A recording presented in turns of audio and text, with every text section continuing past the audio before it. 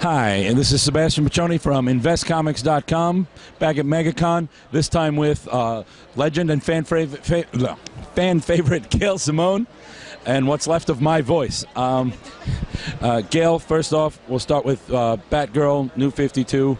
There was the big change of Barbara Gordon walking again. Fans have had a year to get used to that. I know that people were kind of torn between, yay, Gail Simone plus Batgirl equals awesome.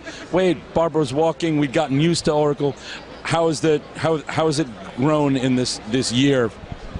It's been really remarkable, actually. I mean, I think I love Oracle. A lot of the readers love Oracle. Pretty much all, everybody loves Oracle. She was an amazing character, and it was an amazing thing that was done with the killing joke, which I consider kind of a women in refrigerators moment, with the Joker killing her, and then, but the people who came after that, who brought her into being Oracle and being a fully wonderful character that was fully capable of still fighting crime and doing the things that she loved to do, just differently. It was brilliant and amazing, and I loved it. I loved every minute of writing it.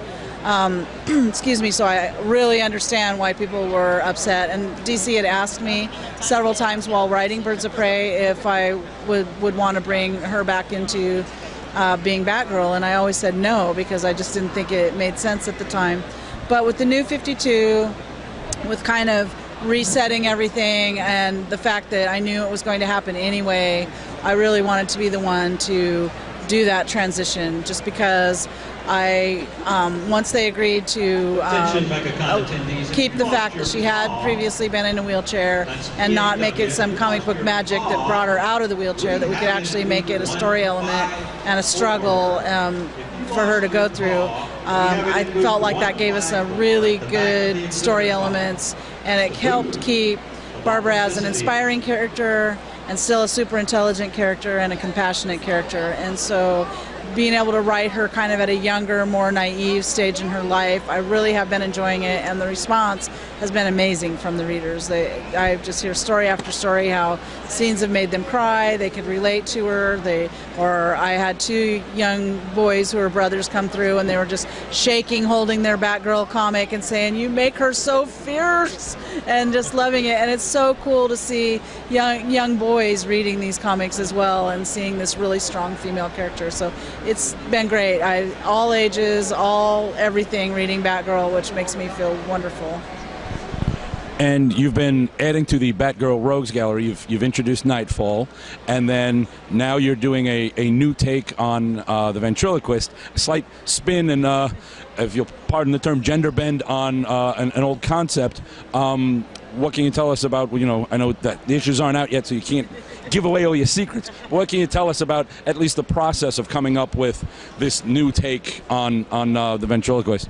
Well, with the New 52 ventriloquist, she is so terrifying that it actually gave me more nightmares than writing Death in the Family Joker.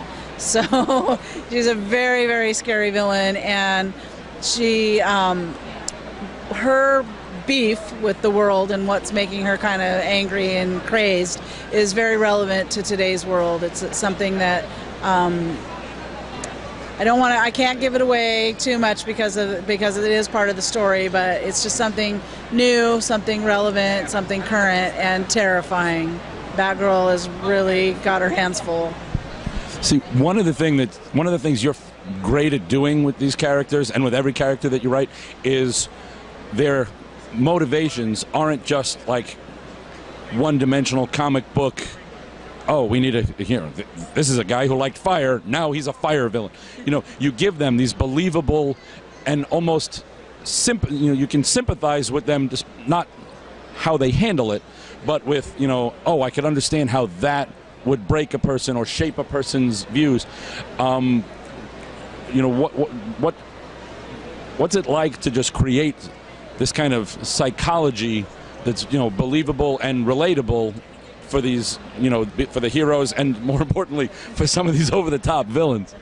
Well, I have a great delight in creating these villains that are really extra creepy and have these really weird, extra creepy motivations, because I think that to me, as a reader, it's more terrifying once you understand a little bit more about him.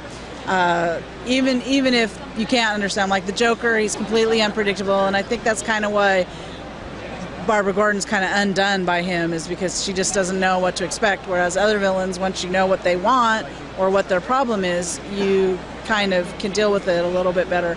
But I love the psychology of it. I love the reader to be able to get into the head, because then it's even more scary, because how would you stop somebody when that is exactly the way they believe so strongly that they're right, just as strongly as the hero believes that they're right?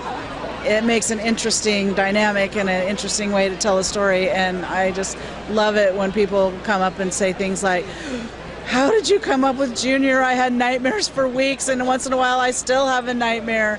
And, you know, that makes it so that it's a very powerful, successful villain, in my opinion, because you were scared. You were scared for the protagonist.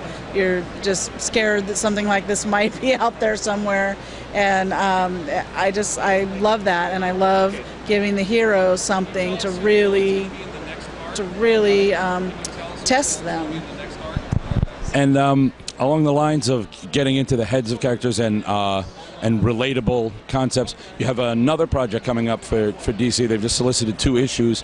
What can you tell us about that? Well, are you talking about the movement? Okay, yeah, the movement that comes out in May.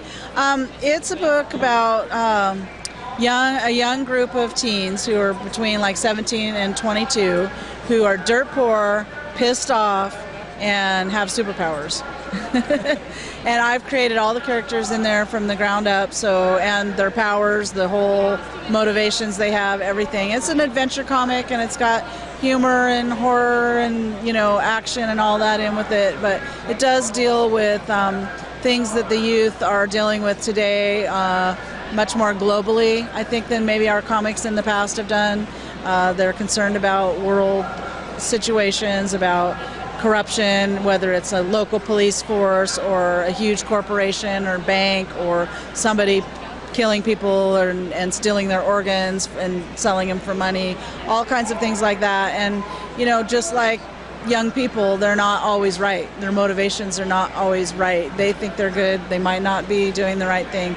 Just find out through the story. But it's a really amazingly diverse cast. We have lots of ethnicities. We have the gamut of sexuality, person with disabilities. It's just going to be an amazing new book. And I think people that like The Authority back in the day, that like Secret Six, that like not knowing what's happening, will like this book. And it's kind of like if the Teen Titans were created today, you know, they wouldn't be talking about sock hops and barn dances. They'd be talking about Twitter and trying to get a group of people worldwide to come down on something that they feel is wrong. So. And these are all characters of your creation, or will you be bringing in any DCs, or are these all new guys that you get to play with and warp as you see fit? The core guys are characters that I've created. We'll probably see the DCU coming in and out as the storylines go on, but in the beginning we kind of focus on just this team, just so we can get to know them. Okay, and before we take off, let me just hit up. I know that you're taking over on Red Sonja, which just seems like such a natural fit. I can't believe it hasn't happened before. What can you tell us about even how that happened? Well, I've been exclusive with DC for about 8 years, so I mostly have been, other than Simpsons Works and a few smaller things here and there, I've been mostly working for DC. And when people started finding out that my contract was coming up, I was just getting emails from all different companies asking if I was interested in this story, this character, you know, what would I like to do, that kind of thing. And Nick from Dynamite came and said, "Gail, you know I've wanted to work with you for a long time, and what do you think about Red Sonja?" And I just thought, you know what, I think that could be really, really, really a blast to write.